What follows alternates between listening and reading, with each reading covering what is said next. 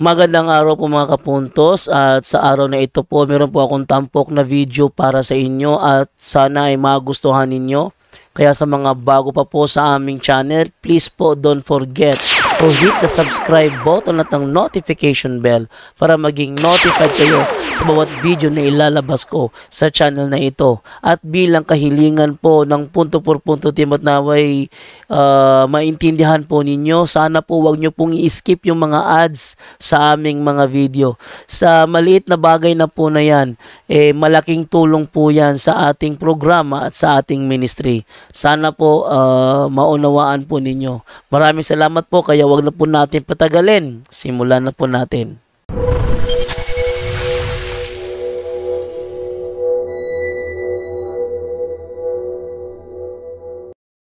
Dito tayo ngayon kay Katoliko Candado. Katoliko Candado, good evening sa iyo. Hello, good evening po sa lahat ng bumubuo ng punto por punto. Happy New Year po. Yes, good evening. May katanungan lang ako kasi may nabuo sa isip ko, may gumugulo sa isip ko. Yung sa Sodoma at Gomora, nung tinanong ni Abraham, di ba, kung may 50 tao na mabuti rin kung gugunawin pa ba ng Diyos, hanggang bumaba ng 10, sabi ng Diyos hindi niya gugunawin kasi para sa mga 10 mabubuting tao. Ngayon, ang ginawa ng anghel, binilocate yung pamilya ni Abraham bago gunawin yung bayan ng Sodoma at Gomora. Lumalabas po ba na ang mabubuti lang, ibig sabihin ang mabubuti lang ron ay yung pamilya lang ni Lot? Kasi yun lang yung inilabas ng Diyos sa bayan ng Sodoma at Gomora bago gunawin yung bayan na yun. Gano'n na nga bro. Kasi sila lang inilabas eh. Kaya nga si Abraham, nabaka sakali, kung sakali may 5, sakali may 10, kung sakali may 20. Kaso ang nilabas din na Lot lang at saka yung kanyang 2 anak. So sa madaling salita, at saka yung kanyang asawa. Sa madaling salita, sila lang yung mabubuti doon. Follow-up question ko, ibig sabihin sa 2 bayan yun, walang mga bata na na nakatira doon. Kasi siyempre pag bata pa, wala pa naman muwang sa yun sa mga kasalanan yan. Ibig sabihin walang bata nung panahon yun doon sa bayan na yun.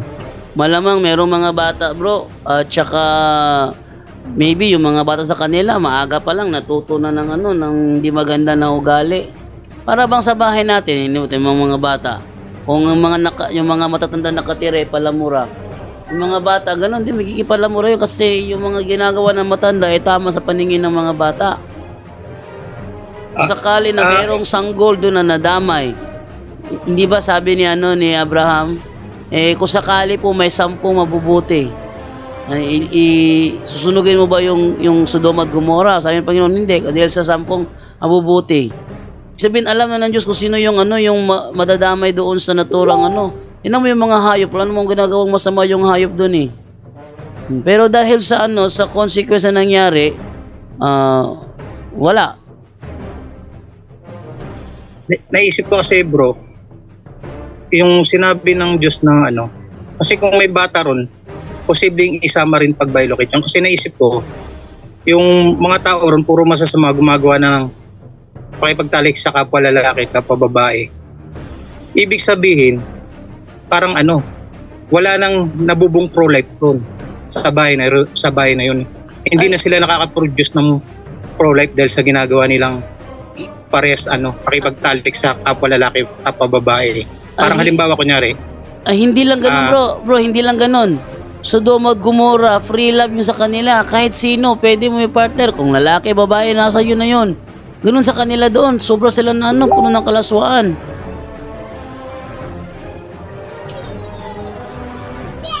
Kasi lalabas na naman yun, parang injustice naman kung pati yung mga bata hindi sinama sa paglabas ng bayan na yun.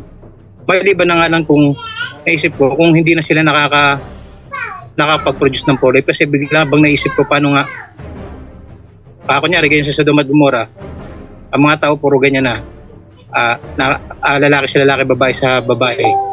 Within 100 years, wala nang tao sa bahay na yan kasi mamamatay na.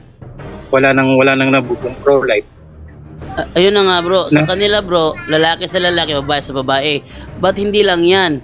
Maging lalaki, babae, ganun din. Free love nga. Hindi, walang relasyon ba? Free love lang. Kung gusto lang nila na mag ano doon, eh yun ang ginagawa nila. Ibig sabihin po pag ano, di, paano pag nabuntis siya, di ano na, hindi na nila ano, binubuo yung bata. Berjando, tinawag mo ba ako kanina, Berjando? Oy, ganito tinatawag bro kasi may kinukontak ako rito. Anong tanong, bro? Bro Jory, kasi naisip ko ba yung sa Sodoma at Gomora, kung yung kasalanan nila na isa ring sa akin na galit ng Diyos, yung di ba mga tao doon nakipagtalik sa kapwa lalaki kapwa babae, ibig bagang sabihin yung bahay na yon hindi na sila nakaka-produce ng ano pro-life ng bago. Hindi naman siya hindi nakaproduce ng pro-life. Kung titingnan mo nga doon, pati na yung may mga bata nga nadamay doon . So, ibig sabihin, nag-ano pa rin ng pro-life. Pero, kung babasahin mo kasi ang ano doon bro, babasahin mo ang context doon, yung kanilang gawain, puro nakasamaan. Basahin mo ngayon bro Jando, kung bakit ginuno yon. Hindi naman sila ginuno ng Diyos dahil sa kanilang pagiging, ano Ano yan bro? yung talata, bakibasa yung talata bro. Anong talata bro? Sa Genesis ata 8 Ano yan, mo ito yung talata. 8 ata o 6.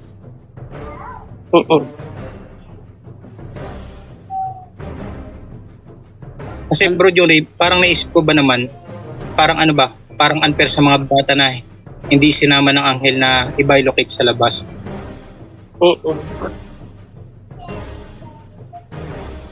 Sige, pakibasa muna yung talata bro dyan, para ano. Anong talata bro? Yung sa Sodoma at Gomora, ano ba talata yun? Nasa, pumunta ko talata nun .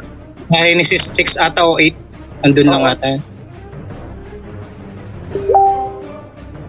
Genesis, wait lang ha, double check ko na lang ha. Genesis 18 bro. Genesis 18. 18 to 19 yun, mahaba yun no? Pero titingnan natin, lilipunin mo ba ito, no? Lungsod? Hindi. So, hindi ko ipapamako dahil sa 50 matuwid. So, hindi ko wawasakin dahil ngayon sinabi sa hanggang saan, mahaba kasi Tama yan. 18. Tama yan, na, di ba, kahit isang matuwid lang, ibig sabihin, wala na talagang matuwid doon. Yun ang reason bakit, ginunaw yun ng Diyos. Dahil wala na talagang, kahit padalan pa sila ng propeta, sabagay yung bayan na yun, bingin na sa mensahe ng Diyos. Puro na sila kalayawan, puro na sila, kasamaan. Ang isa sa bayan na ganyan din yung Ninive. Pero yung Ninive kasi nakinig sa propeta. Kaya hindi ginunaw. Diyos kasi alam niya ang lahat . Alam niya ang puso ng tao. Kaya yung Sodoma at Gomora, hindi na talaga yan. Ultimo anghel ka, gusto nilang sipingan ng anghel. Ganun na kasama ang ganyan kasama ang Sodoma at Gomora. Ultimo anghel, hindi na nila pinapalagpas, gusto nilang sipingan. Kaya talagang ninais ng Diyos na wakasan ang lahi nila, kapatid. Okay. Kasi ang pinaka-point ko ron, yung mga bata nandun, parang Yes, damay yung bata kasi bakibasa nga bro dyan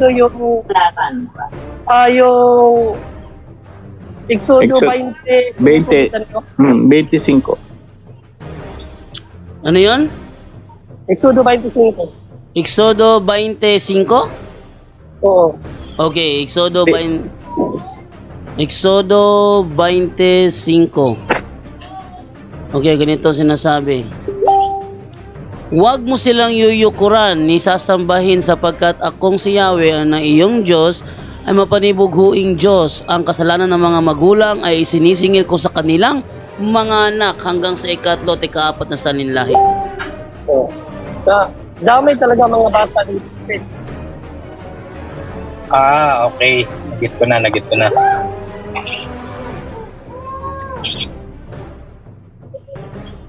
Actually, yun yung tanong ng maraming tao, no? Bakit nadadamay yung mga bata? Biblically speaking, sa mga nakikinig ngayon, no? Di ba nga, minsan, makikita mo yung bata paglabas pa lang, no? May problema na, no? Kasi pagka naman in-interview mo yung nanay, kasi, di ba, kung ano-anong pills ang iniinom, sinusubukan niya. Tapos, nung nabuo, may ang daming problema ng bata. So apektado talaga, sasabihin ng mga tao, bakit ano? Kasi nga, kasalanan ng magulang. Biblically po yan, no? So, Old Testament pa lang, talagang madadamay na talaga sa kasalanan yung bata. Kaya nga, hanggat maaari, no? Ang ating Panginoon sa Kristo, talagang binibigyan tayo ng babala sa mga, lalo na sa mga magulang. Kaya nga may aral no? Sa mga magulang. Kasi akala nila, bakit ang bata nadadamay? Biblical yun. Kasi anak mo yan no? Ang pinaka may obligasyon dyan dapat yung mga magulang. Ang mga magulang dapat ang unang sumunod sa Diyos. So pag hindi ka sumunod, delikado siya. Ang isa kasi, dyan Bro Angel, yung ang Diyos ba, hindi siya nagkakamali sa kanyang salita. Yes. Alam niya yung darating, alam niya yung mangyayari. Kaya, yung kamatayan ng mga bata na yun, swerte pa sila Kasi, pag lumaki sila, gumayas na sa mga magulang nila, baka ma-impyerno pa sila. Since mga bata pa medyo sila. Medyo Since mga bata pa sila. May chance pa. Naligtas pa sila sa kapahamakan na yun. Kasi, ang mga bata hindi naman pwedeng ilagay sa impyerno kasi wala naman silang actual sin. So, plano ng Diyos lahat yun. Kasi kung hinayaan ng Diyos yun na manatili yung suduman gahura, yung mga anak nila, ganun din yun ang lalabasan yun. Kaya para hindi na madama yung mga bata, nilipulin niya lahat pati mga bata sa panahon na yun. Mas matindi, New Testament, si Herodes nga, pinatay niya, 2 years old and below. Mas matindi yun. Lahat ng tao, questioning yung pangyayaring totoo ba yun? Yes.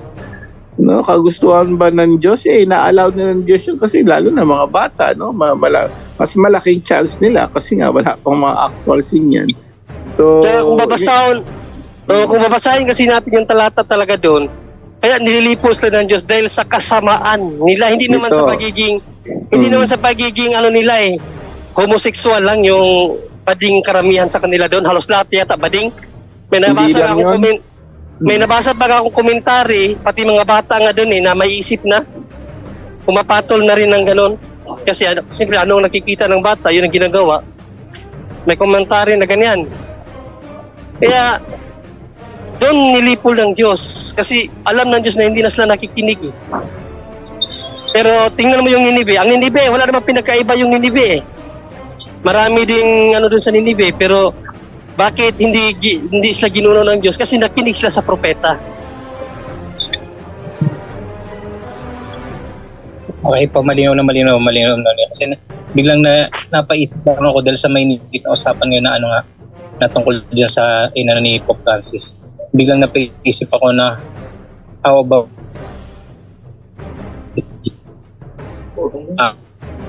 alin yung fiducia supplicans? Oo, biglang sa isip ko na yung parugtong ba ganyan, paano kung ganyan alimbawa lang ba mga tao sa buong mundo wala nang nabubong pro-life, lalaki sa lalaki, babae sa babae.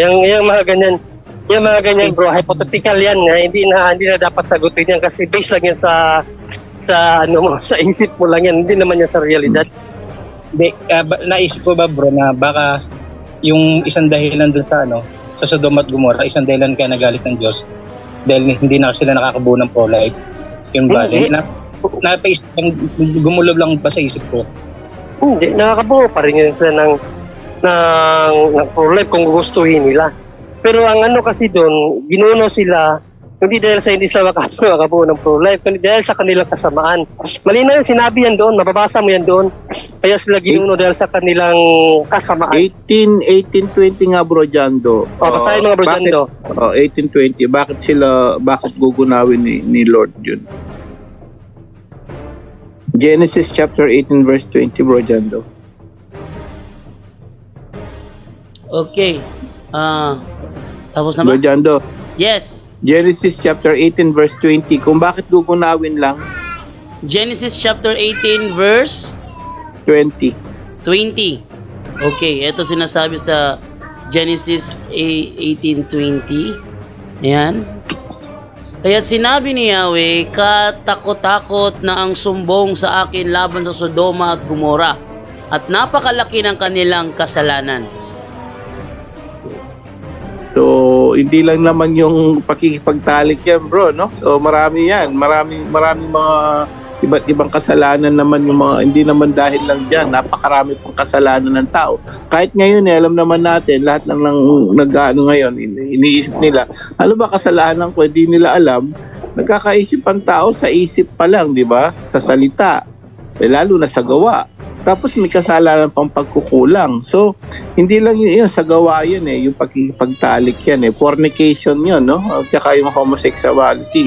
Pero napakarami pang kasalanan yan, bro, kaya ginanon. So, yun, ang pahiwatig natin sa atin dyan is iwasan ang yan. Baka bago gunawin ng mundo, magbalik loob na po tayo, kapatid. Yun lang, maraming kasalanan din yan, kapatid. Hindi lang yun. At saka yung ginawa ni Pope, bro, yung ginawa ni Pope, biblical man yun, ang unang gumawa sa Pablo. No, kung babasahin mo yung talata ng Roma 1, ang pinangaralan niya doon, iba sa pinangaralan niya doon, mga homosexual din. Pero babasahin mo sa English yun, may nag-bless din si San Pablo sa mga mga homosexual. Pero sinabi ni San Pablo, ganyan kayo dati. So, hindi pwedeng ipanatili yon. Kaya nga, blessing for mercy yun, iawa, na naway, ang panalangin na iyan, na ibibigay ng pare sa tulad nila, ay makapagbukas sa kanilang isipan, na biya na iwanan na nila, yung gawain nila na iyan. Yan lang naman ang nais ng simbahan, bro. Hindi yung para, dahil ganyan sila, itatakwilan natin. Hindi. No? Kasi, habang may buhay, may pag-asa pa naman. Unless kung hindi na talaga sila magpapaawat, at Diyos na ang huhukom sa kanila, hindi ang simbahan. Ang simbahan lang, dahil nga maawain ang simbahan, no? At in-embrace niya ang lahat ng makasalanan. Tandaan natin sa Bible, hindi lang naman ang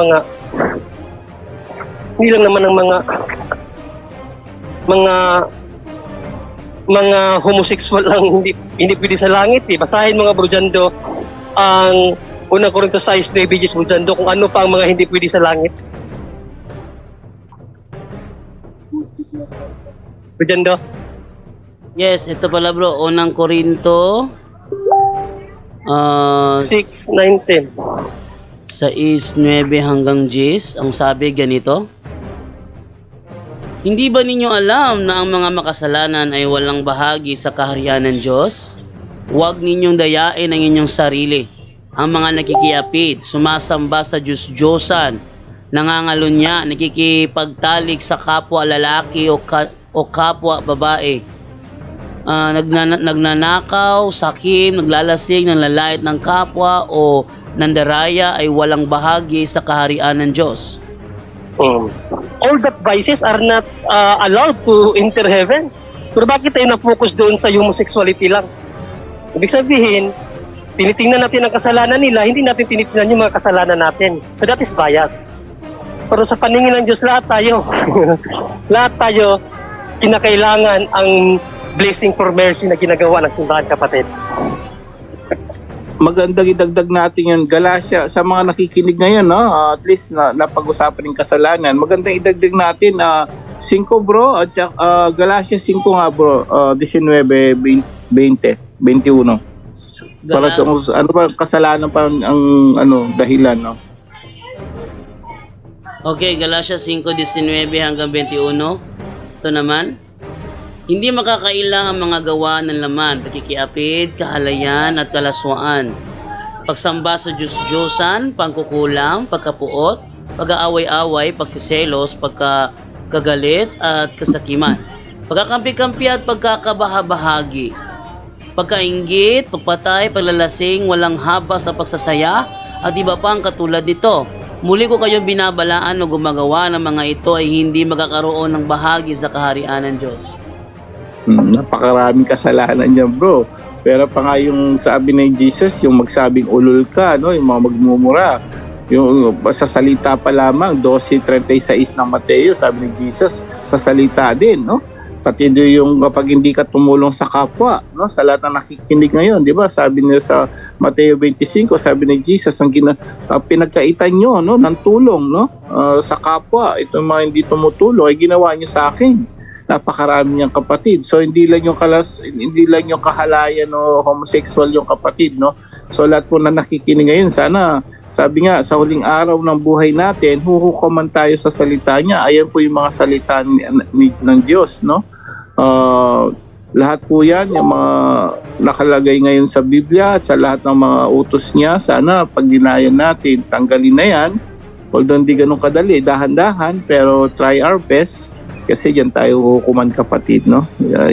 Okay na ba yun, Brother Katoliko Candado? Opo, malinaw na malinaw po. Maraming salamat. Pangalawang tanong ko,